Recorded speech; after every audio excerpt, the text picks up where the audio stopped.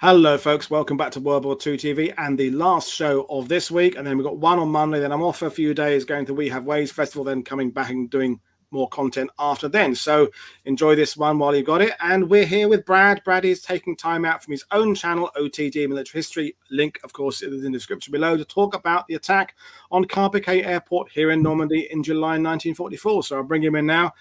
Good afternoon, Brad. How are you today? Hey, Woody, I'm doing well. Thanks for having me back on. It's been a couple months more, so happy to be back. So we were just saying before going live, the Carpiquet Operation Windsor, one of the things with that area of Normandy is that where kind of operations begin and end, and when one becomes the next one, kind of morph, that becomes a bit complicated. You know, when does Epsom become the battle for the Orne? When does Hill 112 become Jupiter? And the Carpiquet Airport, the thing I see is it gets kind of referred to as a Canadian-only battle, but actually it's part of this much wider campaign, but therefore it doesn't seem to get included by the Brits in their list of operations. No. But yet it is part of that sequence, isn't it? Yeah, I mean, it's we'll get into it, but I'm just trying to think of how the best way to say this without making people angry, but that's how I tend to do things anyway. It comes out of failure and in a number of ways, and expectations not being fulfilled and all that kind of stuff. So it doesn't really get included in that bigger picture, and that's kind of what's going to be driving how I'm going to be looking at it today, and some stuff because obviously I went there back in April. So I want to bring that in and talk a lot about geography and maps and plans, and it's going to be very kind of old school military history in that way. Well, we like old school military history, and that's one of the things with the operations in the east of Normandy is that even just identifying objectives and can be quite complicated because of what commanders said before the operations, what they said during, and then what they said. And I'm looking in your direction, what they said afterwards. You know, it gets a little bit,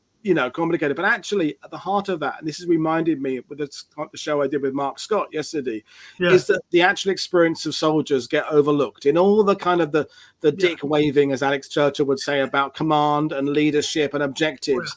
The actual deeds of what these units did sort of gets overlooked in that. So I'm glad you're here to unravel this mess. So there we are. Brad's in charge of his own slide today, so I can sit back.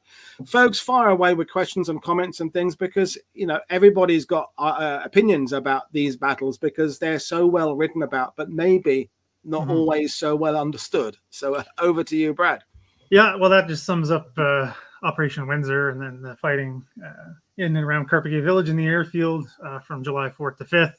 But again, even saying that alone feels wrong because that's what we were just talking about, and how this is more than that. Anyway, so we'll get into it. I want to start with this map. I'm going to refer to it a few times. It comes from the official history by C.P. Stacey, the Canadian official historian, Canadian Army, Second World War. And the maps in that, as I've said many times, are fantastic.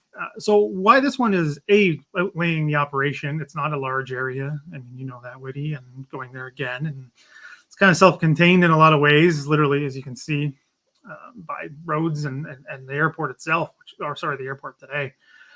But what this one is interesting because it shows what the plan was and what actually happened in the scope of Operation Windsor, which is the 4th to 5th. So you can see what the objectives are, and it doesn't quite go to plan, which we'll get into extensively. But this is the map that I like to refer to for this one because it just covers both.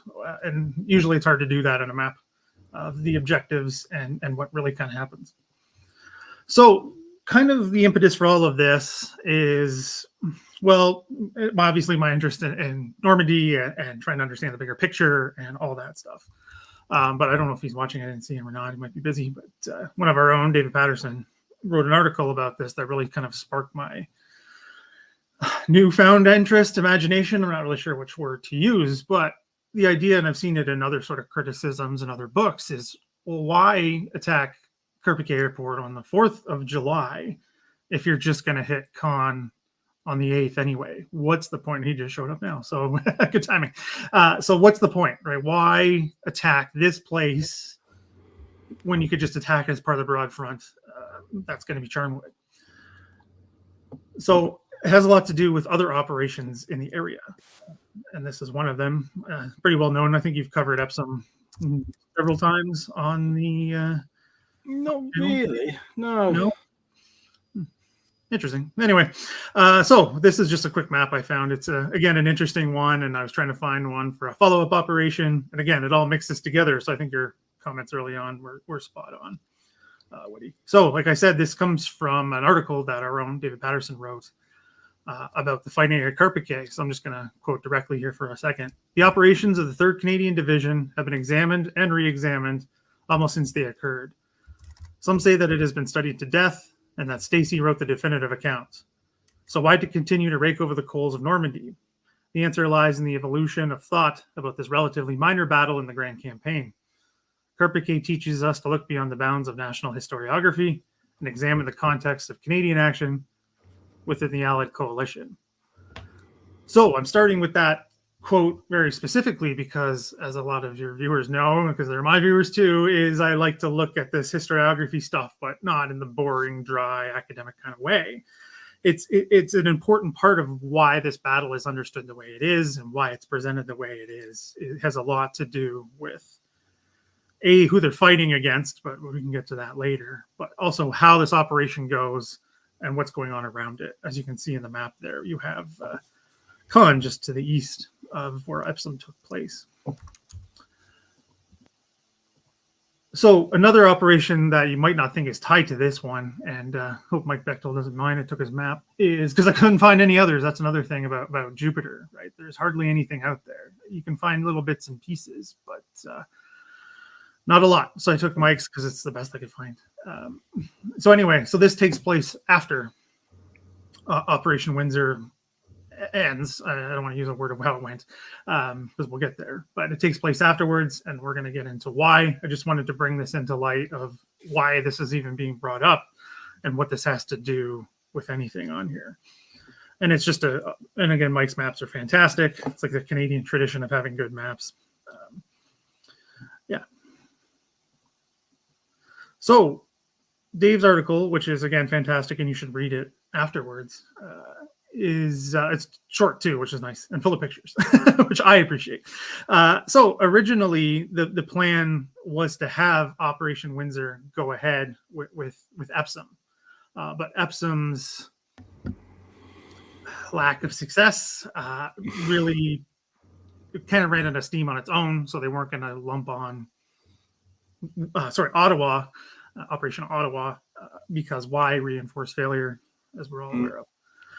So that's kind of what happens there. So why I pulled this map up, it's a fantastic map from University of McMaster in Hamilton, Ontario. I don't know if everybody knows, but they have maps from all kinds of conflicts, particularly the 2 world wars, that are really, really detailed and high res and everything. It's great. So this is why I use this one. So basically what Dave is arguing in his article, and I completely agree with it based on talking to him about it, but also doing my own kind of digging on this and going to the ground and all of that, it makes perfect sense to me, is because some of the high ground to the south of the airport itself, you can see Hill 112. Yeah. So if you put an observer up there, and as some might not know, Dave Patterson is a gunner himself, retired, but he was a gunner, so he would know what it takes to do this. So if you can hold that high ground, you can pummel any attack on Hill 112. So you've got to take that high ground to make Hill 112 a realistic objective. And I mean, it makes perfect sense to me, especially given how it develops, how this connects to Epsom and all of that, right? Because this is all seemingly part of what's taking place with Caen, and technically it is, I guess, if you want to get it into that way. But it has its own, I don't know, flavor, its own, I don't know what word to use, its own thing going on here. Of how it has to do with this campaign and the ground itself. But again, these maps are just fantastic to look at. And this is another one that I think he's watching as well. Dermot gave me showing the divisional boundaries, because you don't see that very often. So what I also like to point out too is kind of, usually there's the full boundary, right? You have it on this side, right? Delineating what's going on this, the other side, the Caen side, I guess we can call it. This boundary is wide open, and that's very much on purpose to shift and to move and to do things like that. So that's very much on purpose. But I just want to include this because you don't often see maps with the divisional boundaries, at least in the Canadian context, because we are very hyper-focused, as Dave already said. So the Allied order of battle. This is something I have had some feedback on my own channel about getting more detail into. I know sometimes it can be dry. That's usually why I skip it. But this one's, again, more interesting, and it's something that people have asked me to do. So for the Canadians attacking, like I said, this is 3rd Canadian Division. It's the 8th Infantry Brigade, which is made up of the North Shore Regiment, Queen's Own Rifles of Canada, and the Regiment de la Chaudière. For Windsor, they have the Royal Winnipeg Rifles attached from 7th Brigade. They're also supported by, and this is key, 21 regiments of artillery. Like it's a lot. The Cameron Highlanders of Ottawa, which are a heavy machine gun battalion, are in support. The tanks of the Fort Garry Horse are also supporting them, and they're supported by 3 squadrons of flails, crocodiles, and AVREs, or it's mentioned the petards particularly, from the 79th Armoured Division, and 2 squadrons of Typhoons, and naval gunfire, particularly those big 16-inch guns laying off the coast. And German order of battle. This is the one that gave me the most trouble of trying to nail it down, because at this point, they don't really have an order of battle. They have a mishmash. They have what's left. They kind of working with what they have going. I mean, it's hard to really break this down in any more way than this. Obviously, it's the 12th SS-Panzer Division, who the Canadians had become well acquainted with by this point in the fighting. But I do want to make sure that I pointed out that all of these units are heavily reduced in strength. And that comes straight from the commander himself. That comes straight from Kurt Meyer and his book, which has other problems, but that I won, I believe. That's what I'm just That's other problems. Yeah, that's other problems in that book. Anyway, so you have the 26th Panzer-grenadier Regiment, which was his old command before Witt was killed. That was his command. They're reduced to hardly anything. It's hard to get even an estimate. Kurt Meyer says it's around 200 troops, 150. I don't really know. It's hard to say. Well, 50 are put in the village of Carpiquet itself, which we'll get into. There's lots of areas that we're going to show, and so don't worry about getting confused by that. And then 150-ish possibly in the airfield itself. And then he also mentions, I think, that the 12th Panzer reconnaissance is down to, can't remember the word he said exactly, but it's way less than it should be. It's not even a battalion strength anymore. It's not even close. I would think of it as a handful of troops, because they get battered pretty badly, especially early in June. And then they're eventually reinforced on the counterattack by the 1st Panzer-grenadier Regiment of the 1st SS-Panzer Division. And I'm not going to say the German because I'm not very good at it. So again, here's the plan. Just want to keep this fresh in everyone's mind of what the plan is and what's going on here. So I just do want to point out quickly what we're looking at here in a little more depth. So this is the village of Carpiquet, which is now, I think, literally politically part of Caen now, technically. Yeah, pretty much been split up. Yeah. At the time, there's separation. There's open land around it. Nothing but open land. And it is like Caen's airport, as it's called. So initially, the attack is led by the North Shore and the Regiment de la Chaudière. The Queens are the follow-up. As you can see, their objective are the control buildings to be eventually taken. And the augmented battalion, or the battalion that's added to the brigade, augmented, is the Winnipegs, and they are going for what's called the South Hangers. And we're going to get into why this is problematic throughout the presentation. So again, love my maps. I think the last time I was on here, I saw a comment about me loving my maps and being like a staff officer. I guess so. But they are important for this one. I swear there's a purpose other than just showing off maps. This high ground right here, if you can see my cursor there, just south of the airport and village itself, right? These are the control buildings that you just saw. This high ground is the one I was talking about from Dave's article. This is a lot of high ground south of the control buildings and to the east of the South Hangers, where the Winnipegs come through. And this high ground is going to have an impact on the battle as well. And this is, again, another one of the fantastic maps from Library and Archives Canada, showing the terrain of this area. And we'll get to see some of the pictures that I took as well, and some stills from the footage, why that's important. So this one I've used in other contexts as well. It's another fantastic map. I did a whole video on it just the other day, talking about what we can gain from a map like this. It's from July 2nd, so just before launching of Windsor and the push to Caen, because I used it for another video on the Highland Light Infantry. So you can see here, this is blue means unconfirmed. Again, I'm not entirely sure what that means in the context of staff work at the time. But it turns out it's heavily defended. The different things, you can watch that video later. I talk about what the symbols and everything mean. It's covered by machine guns, barbed wire, trenches. There's bunkers. I think it says at this one here, it says 10 bunkers, if not more. Anti-tank, artillery, mortars. Pretty much everything they had, they put at the airport. So this really shows you how difficult and why this was such a tough nut to crack, because the other parts I had to crop it because it's too big. It's an outer shell. This is on the inside, so that's why this one is so tough. Just got a question about the airport itself and the usability or otherwise of the runway, because I've heard guides say it's all about using the runway, it's all about using the airfield, but given how many bases the 2nd Tactical Air Force and other units have, I mean, getting one usable airfield is not going to make a difference. So the runway and its potential use is pretty much irrelevant to the story, isn't it? Yeah, at this point, yes. I mean, it's how do I say this? It's kind of shrouded in mystery. I can't find a definitive thing that says one way or the other, because that's also seen as, claimed to be an objective of D-Day, is take Carpiquet, not because of the overlooking position on Caen, which, as we all infamously know, it's a D-Day objective as well, but it's for the airfield, which to me doesn't make much sense, given how it's in range of German guns way back, and also it's not used by the Germans either, so it doesn't really have a role to play in the air war, because it's, as we know, these shells from these naval guns can be fired way further than Carpiquet. So it basically puts this thing out of action. So no, as far as I can tell, again, I don't have a smoking gun. It's not really part of it at all. And you can see from some of the photos we'll see from the aerial reconnaissance, it's not useful as an airfield anyway by this point. It'd been fought over. Well, it had been hit before. It'd been hit even before D-Day. So that caused some damage.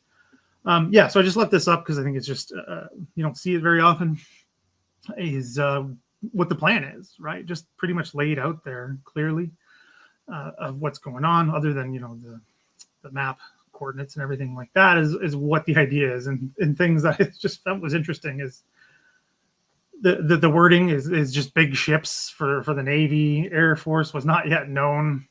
And then also this amount of artillery, which is kind of one of the Canadians' things to do, is a lot of artillery, a lot of shells. So that's an estimate of 80,000. I'm not sure exactly what gets expended. I haven't gone to that deep of a level, but wouldn't surprise me if it's anything like that. And then talking about a diversion as well from the Sherbrooks around OT, and then self-propelled from the 49th. So again, this is more integrated, like you said, than we think. So here we go with more with the maps. So this one is, again, also from the Word Diary, which I love using because you get all kinds of nuggets like this, is showing what they're supposed to do. Again, without the map, it doesn't do you much good. And it kind of lays out what we already saw. However, being the giant history nerd that I am, I love doing these kinds of things, is digging into the aerial photos and kind of getting an idea of what they're working with. Again, I think that comment from, I think it was the Anzio video. I mean, trying to think of this like a staff officer, and I guess in that sense of using what resources you have and what's available at the time, right? I'm not saying that I'm not using the hindsight and the bias and everything like that, because I don't believe that you can ever get away from that. But things like this, I mean, I just find fascinating. So I hope other people do too. Is kind of giving you a concept of what they're going at here. It was hard to line it up because these things aren't meant to necessarily go together. This trace is for a map, but it shows basically, I don't know why I'm pointing, no one can see me pointing, as the road cuts the village almost in half. So I think that's roughly the boundary. I didn't tilt this the way I should have, but there's more. And then you can see the airport parts to the south, or airfield at the time. So you have the North Shore attacking up to the north, and then the Chaudière are to the south. Right, and they're back, and then they have to move up to their start line because there's a barrage kicks off Windsor. And here it is again. I was able to get more and piece them together to give a bigger understanding as best as possible with the aerial photos and show the Winnipeg's advance as well, where they're trying to get, right? So this is the village, the airfield. This is the control buildings down here for the Queen's Own Rifles objective, and then for the Winnipegs over here. So again, I think it's just an interesting little piece, little nugget that has survived, because not everything survives, right, from the staff work. So it's lucky to have that one. And it gives you a sense of the terrain a little bit and all that good stuff. And here it is just again on another map. It's a little clearer to see. And if people want to watch it afterwards, they can pause and take a deeper look. But I think I lined this one up a little bit better, because I don't think it's the exact map, but it's close enough. And this is the village and airport itself, as clear as I could get. It's pretty clear, so it's pretty good. So you can see it's already been hit. This is from, or is this? This is from the 4th itself. So the area has been hit already by bombing. There was one done in May before the landing's begun. So it's already starting to get hit. Artillery is obviously played in this. And again, the Allied Air Forces are involved, as we know. And there is a month between, the push initially and the time we're talking about now. Here's just another one, again, expanded a little further out, which you don't often see. So this is the start line, more or less, the best I can get, really at the time. Because I was just talking to Woody before we went on here about this area is not the easiest to move around. In the day and age we live in, poking around a functional airport that also happens to have an Air Force base on it is not the most conducive thing to staying out of jail. So I didn't want to go into areas I wasn't supposed to go into. And there was literally fences up, which you don't actually see. I would come and visit you. Yeah. Oh, thank you, Woody. That's appreciated. Maybe they'll send me to the one on the Hill 70 battlefield. Keep the Canadian traditions going. Anyway, so this is kind of, it's taken from a still I have for my video that will be coming. It's a bit delayed because of busyness, but this is just to give you an idea of also the ground of what they're working with, which is not much. This is wide open, and it still is today, right? You can see like these little copse of trees over here. Not much, yeah, so wanted to use this photo to start talking about the actual attack. So the barrage opens up at 0500 on the 4th. Makes perfect sense given the time that the Germans had to prepare and the positions they have. I mean, the minor differences in geography. I mean, when you're standing there today, it doesn't really notice or you really care for that matter, but in a battle, it makes a huge difference. Is the little dips and rises and things like that. And so they had time to prepare, and they had everything basically zeroed on the village, because Kurt Meyer said so in his book. Again, another claim of his, I do believe, because again, they just have the time, and why wouldn't you when this is the position you're holding? So the German response is so quick that the Canadians think their own artillery is falling short, which had happened, obviously. But in this case, it's German fire that's hitting them. I mean, it's just chaos at the beginning, but 12th SS accounts later on support that this is actually German fire. So it's so quick that the Canadians are confused by what's happening. So it's hard, again, to know distance and things like that. And also, I didn't want to include video for a couple of reasons. It doesn't come through so well in a stream, and I want to save it for my video. But roughly, it's about a mile of open, flat ground that these battalions have to cover to just get to their objectives, some of which are still there, but again, part of the airport. So can't really get those angles I'd want to get and everything like that. So it's this open ground is where the Canadians take so many casualties, particularly the North Shore. Like that is one of those, I don't know, what battle events that has entered the unit's collective psyche, I guess you could say. It's still there, is how damaging this barrage actually is on the North Shore. It's Mark Milner's book here, it's literally called DDay to Carpiquet, covers the North Shore, and a good chunk of it is focused mostly on that barrage and the fighting into Carpiquet. And a great book, and not very big and pretty inexpensive too, and it's fascinating. If you can get your hands on it, I suggest reading it in any way, shape, or form. it really just has this impact on them because it's so ferocious. So I pulled again from the war diaries here. This one is from the North Shore itself. So it's C&D Company suffered heavy casualties during this period, talking about the barrage. But at 05:12 hours, all companies reported on the advance. The ability and courage needed to reorganize and continue with an advance in the face of such fire and in view of the casualties sustained must be considered a marvelous tribute to the fighting spirit and efficiency of all ranks of this unit. So of course, obviously, this is their own war diary. They're not going to, disparage themselves. But the fact that these casualties take place in a matter of 12 minutes is almost mind-boggling in a sense of how to really wrap your head around that, of how many casualties they actually take. It's a lot at this period. And they're roughly advancing. Let's see if I can kind of mark it. It's hard to tell because the way the road's curved and everything like that, but they're advancing more up, and I guess at the time where the canola was growing. There's really nothing but flat land all the way to Roe, which is in the distance there. So this is just another angle again, moving more towards the last photo will be to the right of that. This one, it's just an old farm building there. It's not from the airport. It's not one of the hangars, none of that stuff. It's part of the farm that's still there. Again, just giving an idea. And then that's the tower there in the distance. And the terminal building, which is the location of the old North hangars. Again, this is more the area where the Winnipegs are coming over. And also why I wanted to stop here as well is talk about the slight grading, right? It's not much, but as you can kind of see, right, you can't see the terminal building, only its roof from this location. Obviously, the crops play into the line of sight, but it was like that at the time as well. So they can't see so well, the Canadians advancing, and the Germans have that slight advantage that you get from having a reverse slope defense, which was one of their favorites. So again, quoting Stevie Stacey, because he's unavoidable when talking about Canada in the Second World War, the Canadian Army anyway. Stacey writes, by 6:32, the leading troops of the North Shore were on their objective. The Régiment de la Chaudière on their right also had reached the village. The two battalions then proceeded to clear it.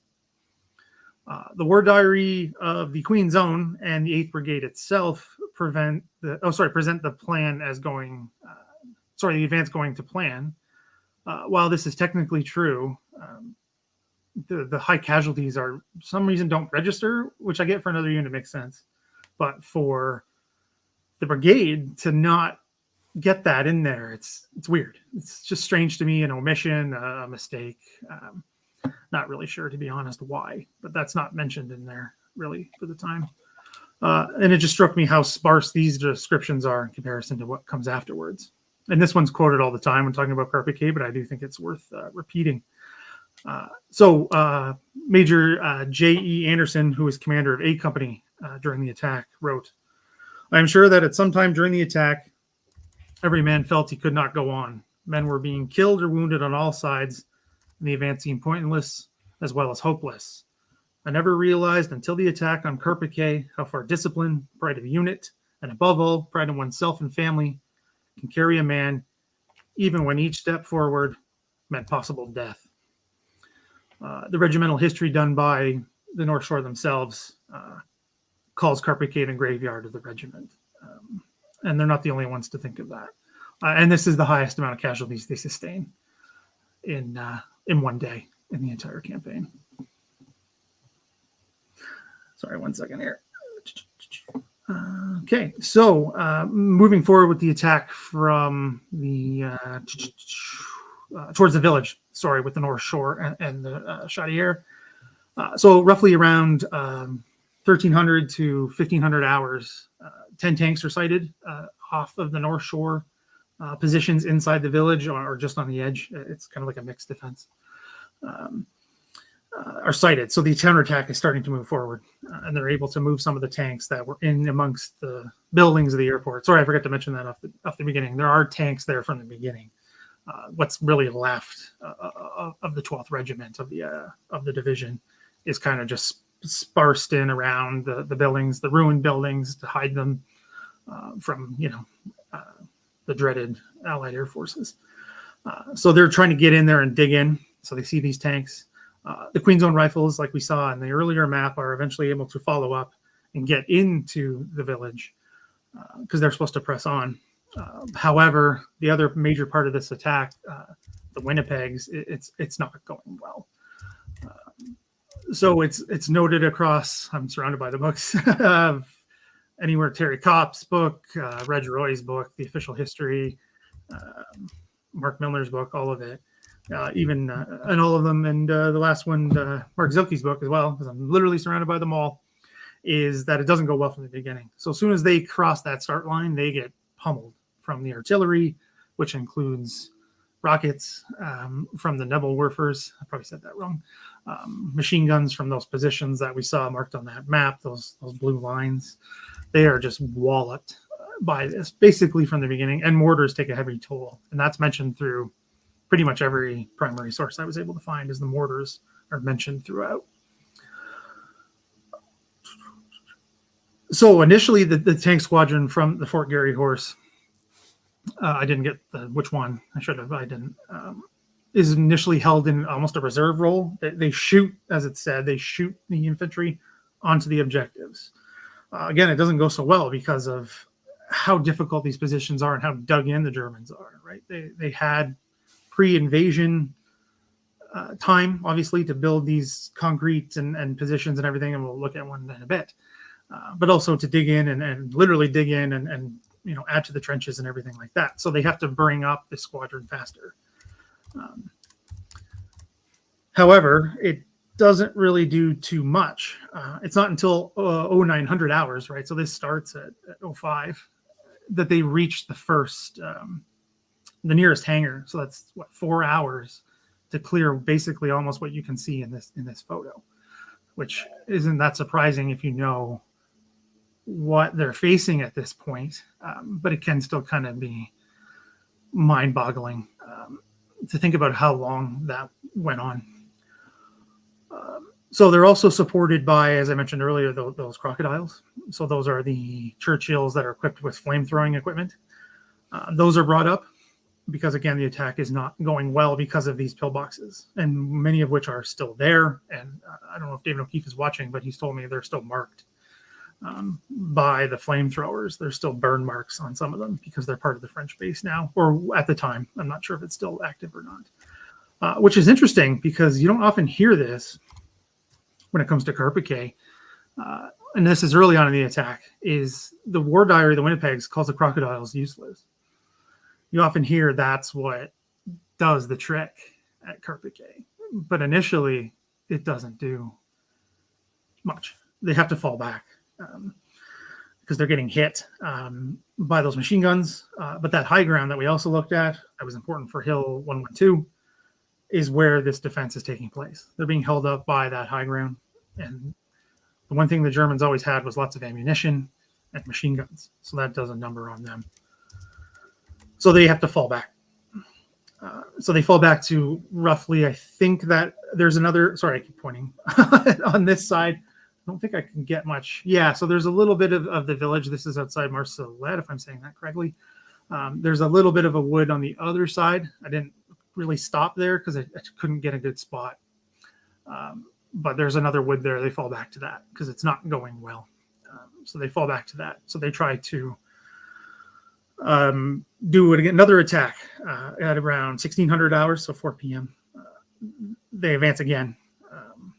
But at this point, more of the tanks are moving up and are causing problems for them, firing on them as they're trying to cross this open land again. And also the artillery is coming online and really starting to cause some issues. So they have to fall back yet again. They don't really reach much further than the closest hangar building, and they don't stay there for very long. Oh, yeah, sorry, I have the time here. So at 2100 hours, so it's longer than I thought. So about 5 hours. Again, this is what this is taking. They're ordered all to fall back. So there's plan for a third attack, you could say. This time they're supposed to be supported by rocket-firing aircraft to take out what they think are tanks, or they call them SPs, they're not really sure, are dug in around the airfield. That this attack is called off. It does not happen. And the Queen's Own Rifles are also held around the village airfield and their attack on the control buildings does not go ahead.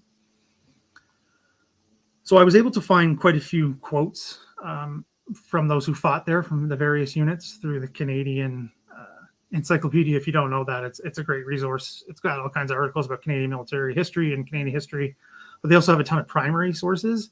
It can be a bit confusing because they don't really say. It seems like the vets are giving it in stream of consciousness almost.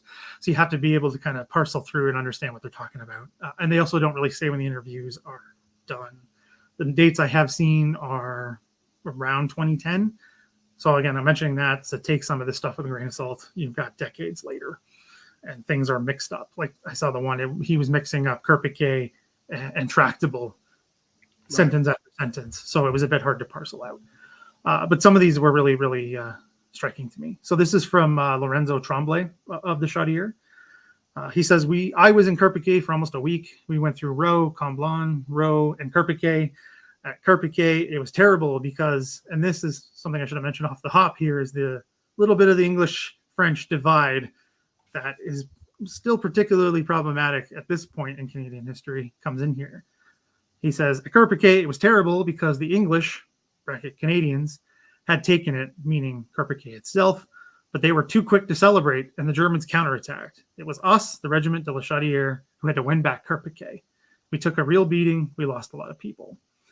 So, again, why I mentioned the time and the issue of details and all of that is they're never pushed out of Carpiquet. There's no celebrating going on from the quote-unquote English units. They are just hit with such ferocity by the 12th SS, again, who we all know are fanatical and will do anything they need to, basically, to hold on or to attack. But yeah, so that's what's at that point. They are able to get into the village. The village is more or less cleared by the Chaudière and the North Shore, with the Queen Zone following up.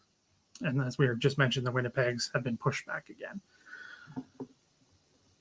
So I just wanted to show this one because it's an interesting, again, an interesting view if you kind of know what you're looking at and kind of understanding what's going on here. Because especially now, because there's a 4-lane highway that cuts through this area now that wasn't there at the time, which made me kind of annoyed because I was trying to get a good view of Roe with Google Maps, but they don't have it of the church, so it was a bit confusing to find.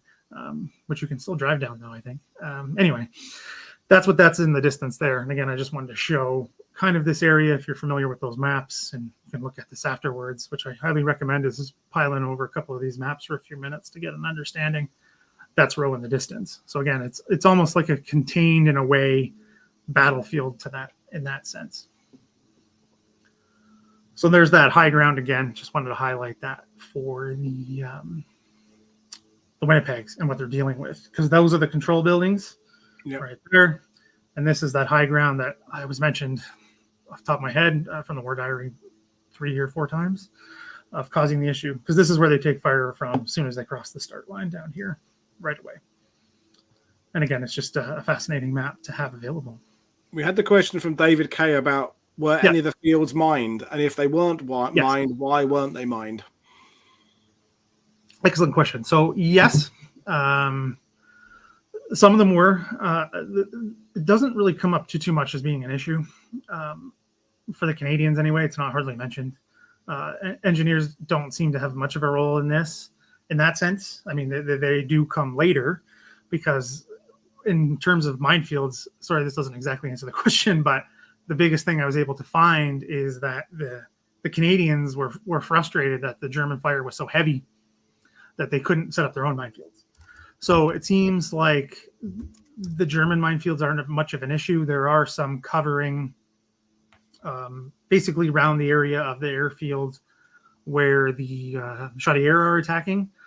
But I only have the day-by-day blow of their War Diary. I don't have the appendices, unfortunately. So I need to get into that to understand it a little bit better, because I think it's heavily on their front, which causes the issue, because really the Queen Zone take a pummeling from the artillery, so the mines don't really even seem to register, unfortunately.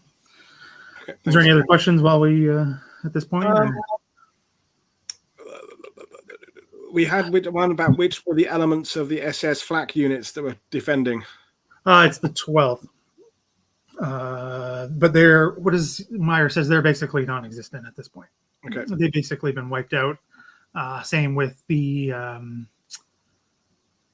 engineers, basically, or what the SS equivalent is. I forget the word off the top of my head, but they're basically wiped out as well. So that's why I included those units, because that's all that's left.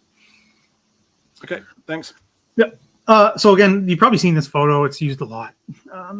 But this is just kind of showing the Typhoons and what they're doing here with the rocket attacks on the positions. So this is the, I think today is the parking lot, but this is the old buildings of the airfield area, because the major hangars are basically just below where the photo ends. I just wanted to include that one because you see it a lot. And also showing the role that the air power has in this fight. So this actually, and one thing I did want to bring up here before I get to the counterattacks, the inevitable German counterattacks, is this battle is extremely well documented, photographically and with film. The film unit was there. I think both days, maybe just the fourth. I'm not entirely sure. Again, don't have their war diary.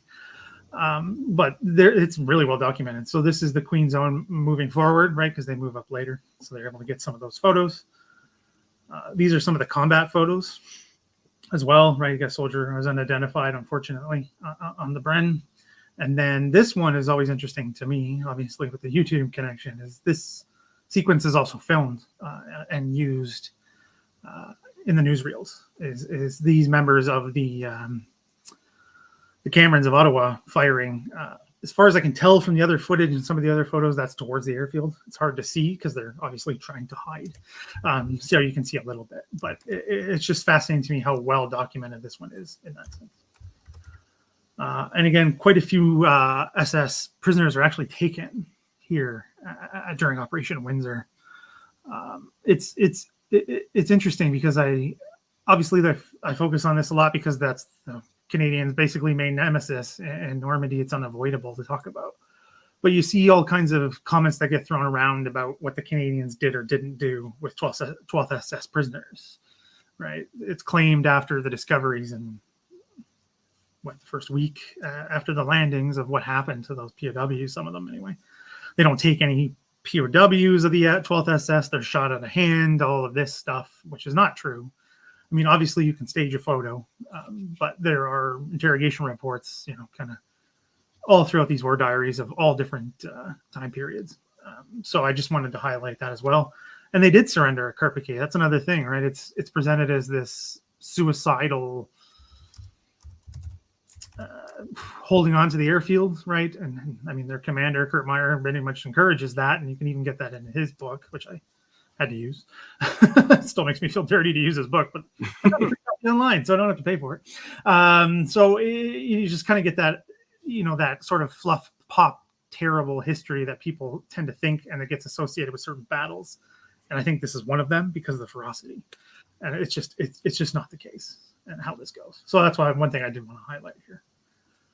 And just as a lot of you know, my relative was a member of the Chaudière, so I love to get them in when I can. And I think this is just a great photo from the battle itself of them coming back after being wounded. So this is a still from that same footage that is used in the newsreels, and I will be using for the later video. It was the only one I could find of them digging in. This is digging in. Not entirely sure where. Can't really place it. Because it's just very short and there's nothing really descript. But it would be really interesting to know. So anyway, I wanted to use this photo to talk about the counterattacks. So as we know, German doctrine, particularly within the 12th SS, is to attack and counterattack as quickly as possible. And that's no different here. So however, what's going on here is the 12th SS, as we talked about earlier, is severely depleted. The tanks are used really in a defensive role at the beginning around the airfield and kind of covering that area around the village of Carpiquet itself. So they have to get reinforced by the 1st Battalion of the 1st SS. So those are, I don't know, the big brother unit of the 12th SS, right? A lot of the officers and NCOs came from 1st SS, and then were put to the 12th SS. So they were in the same corps. So they have to take some of their Panzer IVs and Panthers are what thrown at the Canadian defenders.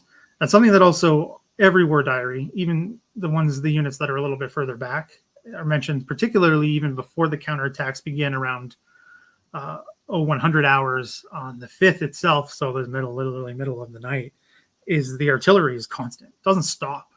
It's constant mortars. It's constant artillery. It just goes on. And this goes on for days. This goes on past when they shut down Windsor. This goes on all the way until basically the 8th, when Charnwood kicks off, and basically where they finally fall back. So it's just something, again, for this battle, it's not just the 4th and the 5th. These guys are still in these positions after beating back the counterattack and are holding on in these basically slit trenches with support in behind, and just holding on and taking a beating and taking casualties as well, which I think often gets forgotten and things like this. And the mortars are causing, like I said, a huge issue. So the units from the 1st SS come through Francoville, and they're heavily supported. I think Kurt Meyer says, unfortunately, they take friendly fire. Not the words I'd use, but apparently they're taking some friendly fire before they even get there. So I'm not sure what's going on there, because the sighting of the guns on Carpiquet and around the airfield are extremely well done, right? That's Germans have done many times. As soon as basically position is, emptied, they just fire on it. So this, I don't know, there's an issue there. I couldn't really get too much more into that, but that's what happens. So in the war diary for the Chaudière, right, they're taking a lot of the brunt of the counterattack with the North Shore. And it's in French, because actually the Chaudière operate in French. One of the few Canadian units to do so. I translated it with my very meager French. It's just a striking sentence. It just says, Carpiquet has become a veritable hell because of the shelling. Because they're just getting hit so much. That's what sticks out. And at one point also, the North Shore highlight how they're getting hit by Panthers. So they have to call in support of M10s, so the self-propelled tank destroyers. Don't want to get into what all that means, right? Because you covered that expertly that week, you guys did, which was great. And they also have to call in some of those artillery, the heavy ones, especially the 105s, to beat this attack back. And again, there's always discrepancies of how many are taken out and how many aren't, and what that even means. So I don't like to get into those numbers, but they're able to take out a few and the rest fall back. So again, just coming to the end of the fighting itself, it's hard to say, because again, it comes from secondary sources, but it seems like a little bit of panic is setting in with the 12th SS, because they're about to be pushed back, right? They know something big is coming. They knew Windsor was coming because the amount of patrols that were taking place, the radio traffic, all that kind of stuff. So they kind of had a rough idea that it was coming. So they have to figure out what to do. I mean, Kurt Meyer, in his typical fashion, tries to present this as a victory. Yes, they didn't fully take their objectives, but to say it's a victory for the 12th SS is not accurate, I would say. It's just because you get this from the sense of how he's writing. He writes about how the airfield isn't attacked on the 8th. It's not attacked until the 9th. That somehow their ferocious defense stopped the attack from coming in on the 8th or something. And that's just not how it's done. They're just taking time to replenish. It's not because of anything the 12th SS did or didn't do. They really didn't have a factor into it.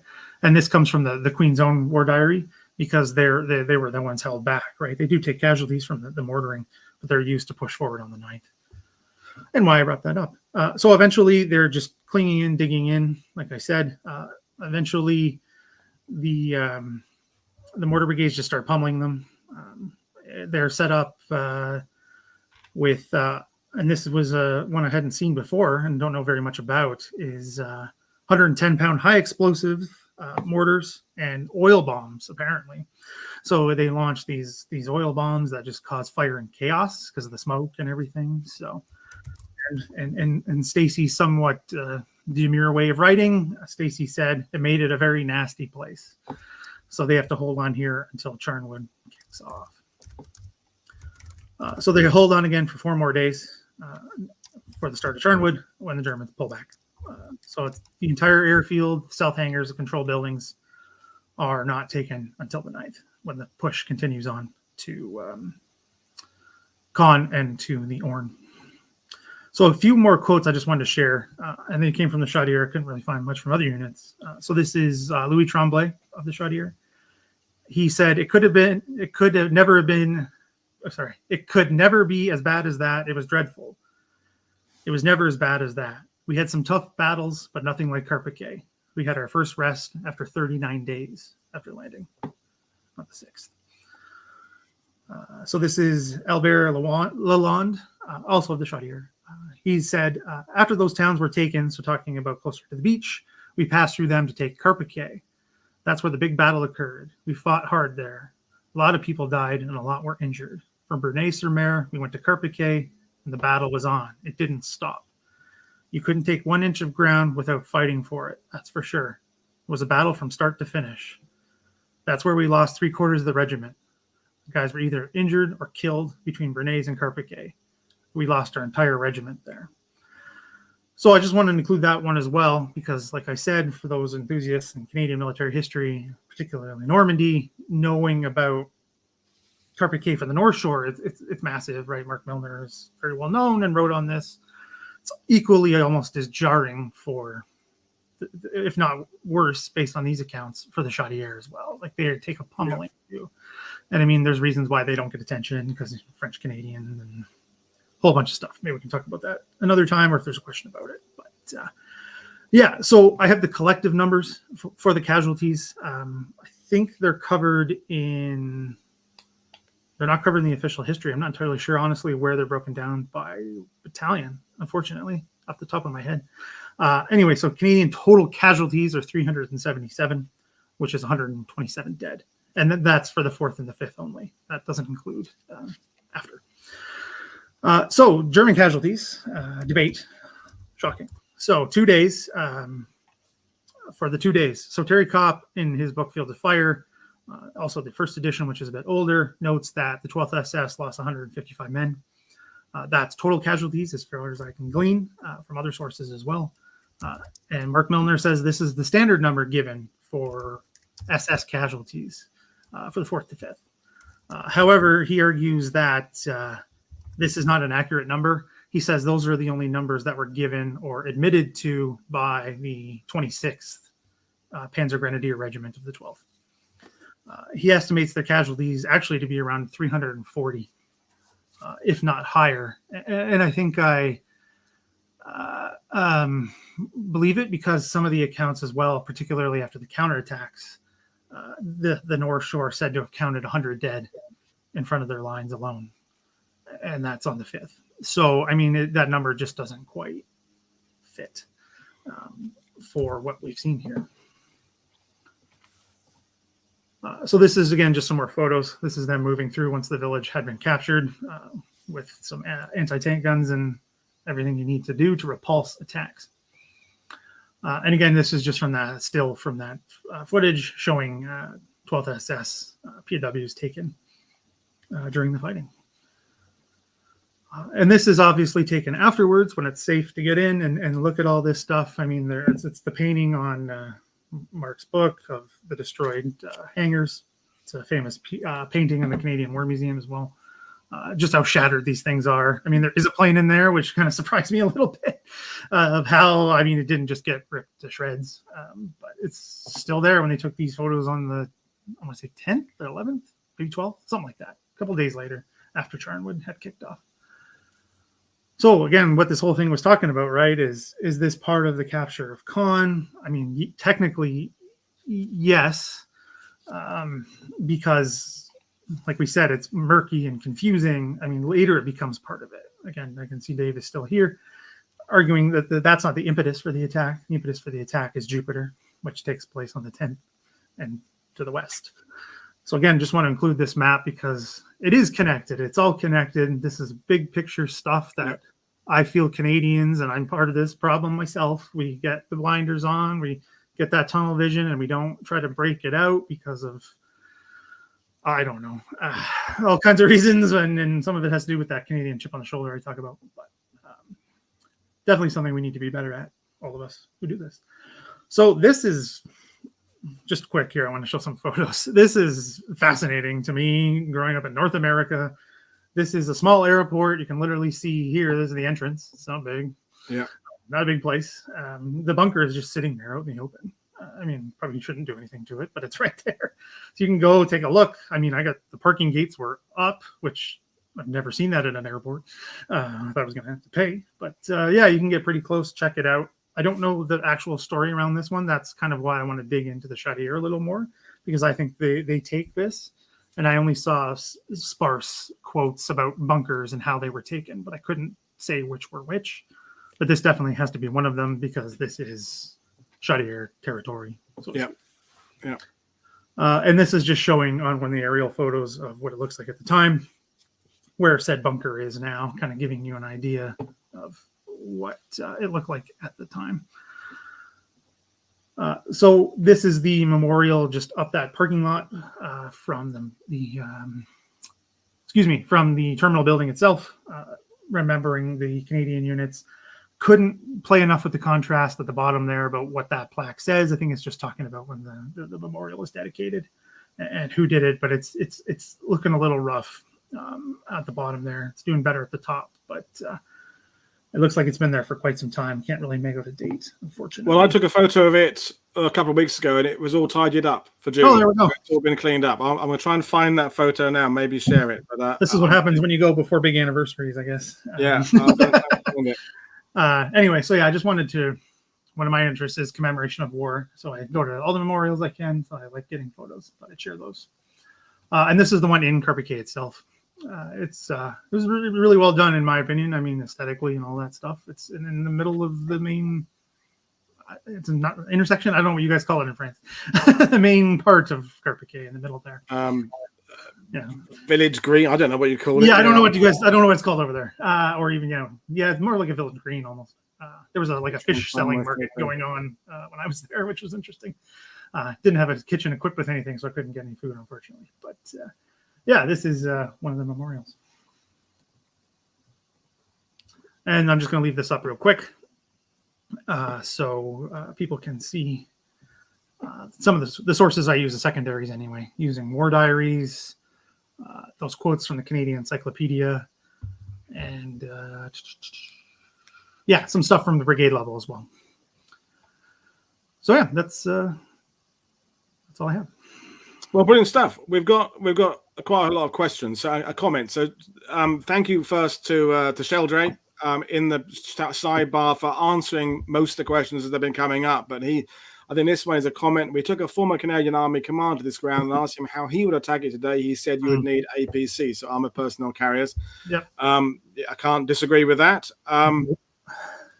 This is a question. Does Brad have any thoughts about why the Canadian artillery could not suppress the German artillery and mortars in that initial phase? That's a good question. That came up quite a bit. As far as I could tell, again, it's not looking at as many sources as I would like. It's a bit cursory, but they couldn't see it. They couldn't see the mortars. As far as I could tell, again, because those bumps and folds and everything in the ground, you can hide those, you can move them.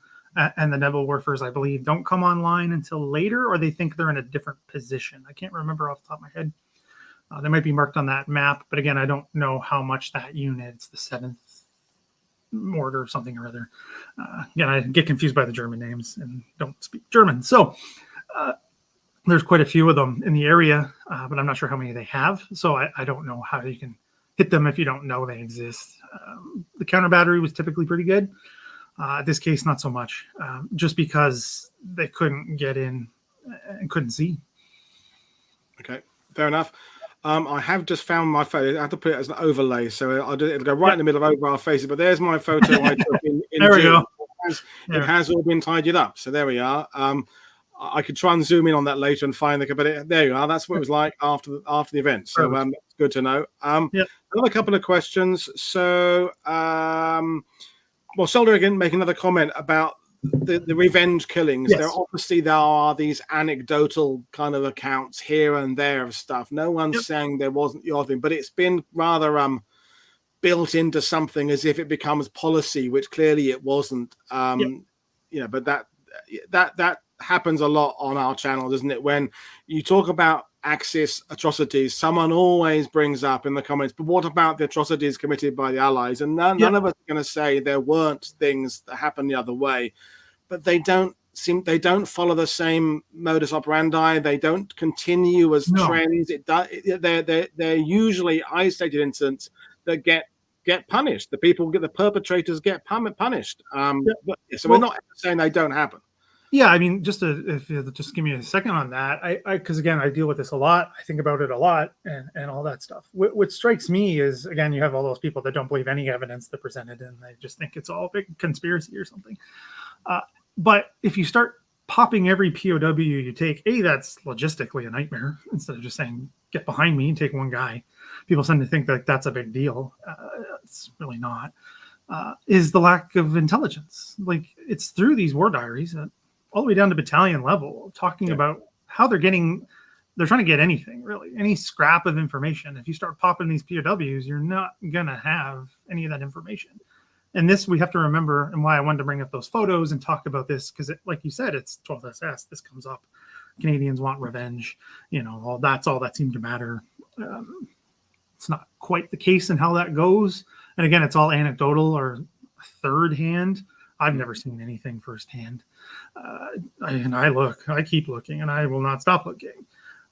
But that being said, you need these POWs to get the information for taking Caen. Like, this is still not done. So they are trying to get that information. It's in the war diaries. I mean, it's not very helpful information. It's more about, what unit are you from and who's with you. It's not necessarily, what's in that hedge, blah, blah, blah. They're trying to get an understanding of an overall picture, and you can do that by interrogating, what units they are and all that good stuff, especially at this point, like I said, because the Allies don't really know what's going on with the 12th SS. They know they're taking a beating because they can see what's happened in this preceding month and then the attritional style of warfare that takes place, but they don't know exactly what's going on. Yeah. And I would add as well that anger is not a good long-term ingredient for winning a war successfully. Right. I mean, it can kind of give you a little bit of a short-term burst in a battle. If you're a Tommy or a Canadian, you're running along and your best mate gets killed and you kind of are spurred on to just push and knock out that machine gun because you've seen your friend die. But it's not it's not a way you brief a battalion to go into action. Let's build up our anger. So revenge and anger are not good qualities to instill in troops. So it's in the commander's interest, whether you're British, American, Canadian, to downplay this stuff because it affects the efficiency and discipline of a unit. I would add. Well, I mean, discipline obviously and morale has an issue in both sides if you want to look at it that way. But also there are orders to take POWs and to send them back to the cage, like whatever. Yeah. It's usually a divisional cage for the Canadian. So I always find it interesting is particularly in the online world, but it comes through in some other places, is people are accusing of Allied soldiers, generally speaking. I mean, it's even worse for the Americans. They think every American is a war criminal. They would have been not following orders. They would have been disobeying orders. So you're saying the entire Allied Expeditionary Force are, disobedient, which is, to me, is those big sweeping claims are unsupportable. But it just, if you think of that for a second, it's like, what is going on? It doesn't work like that. But I mean, just the documents show they want these POWs. Yeah. So we had a couple of comments about the whole purpose of the attack. So two representative comments. Dennis is saying, given the heavy defensive preparation and the ferocity of the attack, seems both sides saw this as a significant asset, but is Carpiquet the Peleliu of Normandy?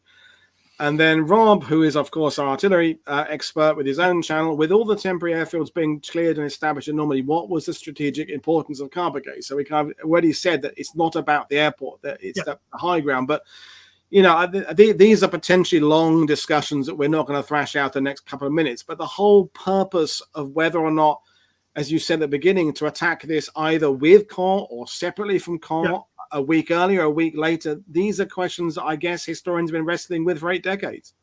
Yeah, this one especially. I mean, obviously this is what I do and I see it almost every day. But this is a debate in Canadian historiography, and it comes up a lot and all of that stuff. of what's the point, why do it. I mean, yeah, it's not about the airfield. Like, I want to unequivocally say that now. I mean, again, I don't have a smoking gun. I'm sure there's one out there if I could get really into the files, which I hope to do. But again, that's that strategic place. It's that high ground. Like, again, it was hard. I really wish I could have got a better photo. Well, I guess I just have to come back, twist my arm, come back. It would have to have been taken anyway. It's a heavily defended area. Yes, it is heavily defended, but you can't leave those in the rear. I mean, maybe if they'd pushed through like they planned to, they would have fallen back. Again, these are all what ifs. It doesn't. I can't answer that. You know, I don't know. It's kind of got echoes of the radar station at Douvres-de-Divron, which was one of those. It's not similar, but there's a kind of an echo there in that is a position that ended up being quite a thorn in the side. We talked about it about the commandos a couple of days ago, but you don't want to, you end up using troops to take it out, but you don't want to push on beyond it and leave that kind of position behind your lines. So at some point, someone's going to have to go and clear Carpiquet, the airport, and the village, whether you need the high ground or not, because there are German defenders there. So this is why people war game this stuff. This is why military commanders still have these deliberations. They give themselves these problems to consider, because there are no single right answers to this stuff. There is no, well, the perfect day to attack Carpiquet Airport would have been when it was that it doesn't work like that. There's the operations are ebbing and flowing. There are gains being made, initiatives are being taken and lost. And we now know, you said it yourself, that with the historiography, that these British and Canadian operations tend to kind of,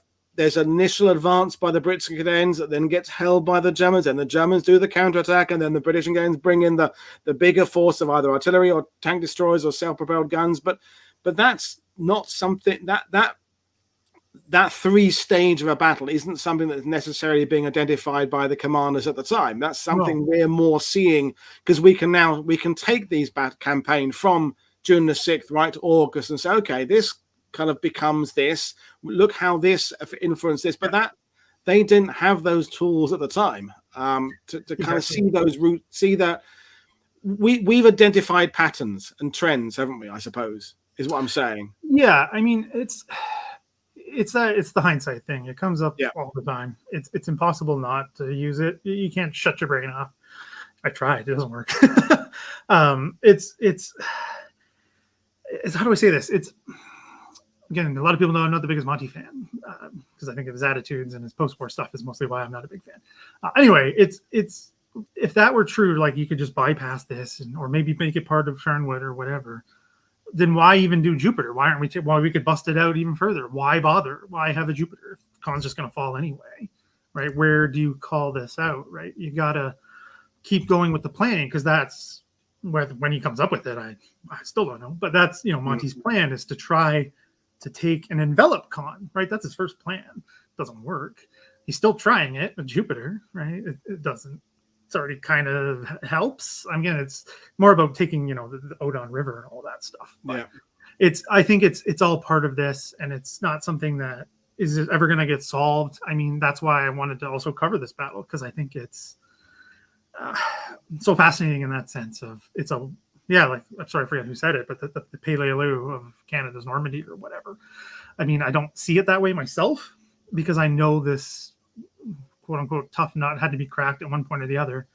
And there's no guarantee that the 12th SS are going to fall back, right? Unless they take a bloody nose, right? That's when you kind of, again, it's reading between the lines and with hindsight, and it's a post-war thing, but where you can see Kurt Meyer's like, oh crap, they're coming and we can't stop them.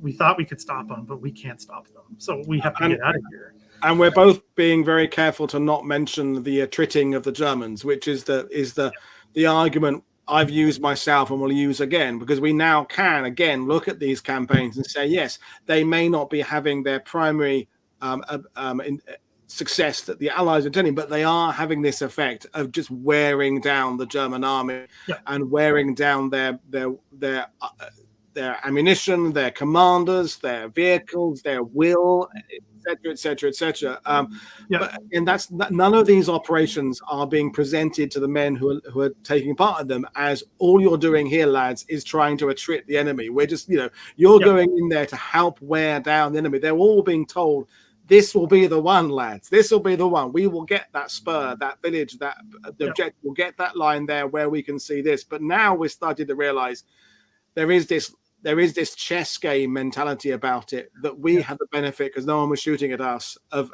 discussing. I mean, it's also funny because you mentioned that quote makes me think of it. And I think there was a question about this, that these units are not off the line. If they are, it's not for very long. It's only a day or two at a time. Yeah. They don't even care about that. They just want to get off the line for the first time since, getting their feet wet in the channel. Like literally one of them, I don't know if I included it or not, one of them says my feet were rotting in the boots because I hadn't taken them off. So at that point, do you care? Seems like their priorities are very different than what we can, armchair generalship or armchair soldier 80 plus years later. Which is why I want to kind of finish, because before we carry on talking about the whether or not the attack was worthwhile doing, we have the luxury of doing that. But there have been questions about the men at the time. So Eon Young is saying, how did the Chaudières, for example, recover from the battle? Were they refitted after the battle was over? Did they see more action? Obviously, they did see more action. But was Ian is saying about the did Canadian officers come in in British forces be redeployed to take casualties? And because we talk about the Canlone officers that were very common in Normandy, and again, what was the morale of the Canadians during and after the battle? But so they're going into this. They've been at it for a month. All these units have been at it since June the 6th. So is there any kind of long-term fallout of this? Do they recover? I mean, obviously you can't. The 400 lost can be replaced in terms of at this point of the war, but is there a kind of a legacy that stays with this? The quotes you read about this being the kind of the worst battle of the war, do they at the time though, do they recover reasonably quickly? I mean, that's the thing, and this is more of a broad answer to that question, but you can't not when it comes to the Canadians, right? And this isn't tooting a horn or anything, because two of my grandfather and great grandfather were conscripts themselves, but at this point the Canadian Army for overseas is still volunteer only. They do have enough to refill these units, even with the Chaudière, because they're French unit, they're French speaking, French operating, right? And the only one in that brigade, and one of the few that actually come to Normandy overall, particularly for infantry, like you have a few more that come later with the 2nd Division, is they have trouble with those reinforcements just generally because it's hard to get French Canadians. Sort of, it's more complicated than people want it to be with the stupid French-English fight that goes on still today, which I don't understand. But that said, they are able to bring in reinforcements. Like that is one of the Canadian Army's strengths in Normandy, is they can take these wallops, they can take hits, and they can refill those units right back up. Like they do this. I mean, obviously these units are attacking later, this brigade in particular, right? Because it's 9th Brigade that does the part of Charnwood for the Canadians, more or less, is they're able to get enough time to get these troops into the line and get them back up. And Dave makes a good point about the left out of battle. It doesn't come to that point. I think it does for a little bit for the North Shore. I'm not too sure about the Chaudière. I haven't seen anything that mentions it really. But they are able to get these reinforcements up. They're not as experienced, and they're not as, having that combat experience, which is, quickly, able to be gained in Normandy, but they still don't have that. So that is, I like to say, one of the strengths that the Canadians have in Normandy is they can do this, and they do it repeatedly, right? This happens days leading up after D-Day, because those units take heavy casualties, like the Winnipegs take heavy casualties on the beach. And they come here again, right? They take casualties again at Carpiquet a month later. They're back up to strength again. I mean, it's not full strength. I don't think there's ever full strength again. But then again, that it's a bit wishy-washy. But that, there's a shortage that gets talked about, and it sets off a second conscription crisis in Canada. That doesn't come until the Shell, right? That's much later. So at this point, things are working as they're supposed to, I guess, if that makes sense. It's not got to the point where it's an out-and-out disaster. It's not a panic. Mackenzie King's not at home, having crazy dreams and talking about numbers and his dreams and thinking about conscription. This is stuff I'm not making up. He literally did this in his journals. It's wild. Wild, crazy guy. Like that's not happening yet. They're still able to keep them up. Like, you know, like we know from Very Ridge, the Black Watches be able to come back full strength again after spring. Pretty close. Like these things are able to just keep going. The 4th Division itself, which comes much later, also takes numbers of casualties, totalize. They're able to refill back up for tractable. What is it? 7 days later. So this is something they're able to do. I mean, it changes later, but at this point, they're able to keep going. This isn't something that. Sorry, this is something they had planned for. Like, and I guess the other thing is that probably wouldn't necessarily been appreciated by the guys at the time is that those photos you showed at the end of the hangars after the battle there, you know, if you'd have been an infantryman there, you'd have seen very little German defense behind that. It's not like you're going to be capturing huge, great German ammunition dumps and truck compounds but if you're a Canadian and you're going back to get treated at a regimental aid post and going back to hospital, you're going to see 10 miles, 5 miles behind the front line that evidence of big war that James Holland talks about in place there. You're going to go past airfield, busy functioning airfield with hundreds of personnel and Royal Army Service Corps depots and Ordnance Corps depots and REME workshops and all that kind of stuff. You know, we often measure these battles by the losses of those frontline infantry units because they're the guys bearing the brunt of it, but we don't always include that during those same weeks, this big shaft of the spear behind is getting bigger daily and day by day, and you get to early August and totalize and tractable as we've talked about, and the strength in depth, the Agras the British and Canadians can deploy by then, which are just enormous, and the ability to repair the tanks and all that stuff there, that's the kind of thing that must have been being noticed even subliminally by these soldiers, is that this strength in depth there is behind the Allied point of the spear, whereas the German stuff, sure, they've got some marauding Mark IVs and Panthers across there, but you get 5 miles beyond that, there's fuck all, you know, in a sense. Yeah, I mean, that's an excellent point. It doesn't, I haven't seen it come up much. The tail, I guess, you know, the teeth, the tail thing. I don't know because it's normal. Is that because that's normal for the Allies, right? Like these guys are, especially the Canadians, they're sitting, some of them literally are sitting in England since 1939, sort of, some of them, handfuls. I'm being a bit dramatic, but it's kind of true. 1940, why not? Almost 3.5 years. They're seeing this, they're seeing a buildup. So maybe it's something they're used to. And why I'm saying that is because what comes days later, and the thing that I've seen in firsthand accounts of the time diaries and in the war diaries, I just saw them again this morning when I was double checking, and even decades later, is the air power. That's the thing that sticks out, is the bombing. That was a morale booster. I mean, not here to talk about what that goes on with that and the whole questions and everything, but to them on the ground, that's their morale booster. So maybe at the time that was normal. I get a sense of maybe that's the case, that they expect that. But again, it's hard to say because I don't think this is coming up much for them.